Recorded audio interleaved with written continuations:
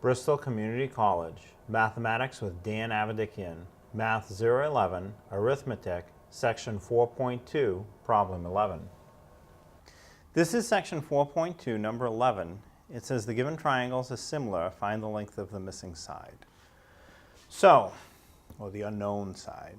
So we have the unknown side at the bottom of the larger triangle. So we want to set up a proportion.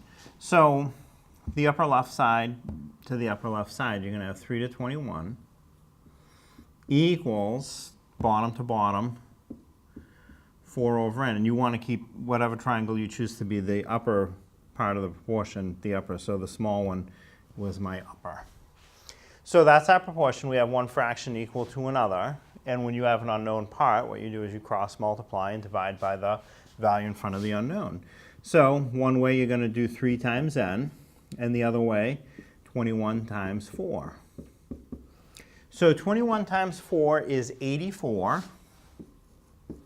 And 3 times n we'll just call 3n. So 84 equals 3n. To find n, I want to do 84 divided by 3, by the number in front of the unknown. 84 divided by 3. 3 divides into 8 twice. 2 times 3 is 6. 8 minus 6 is 2.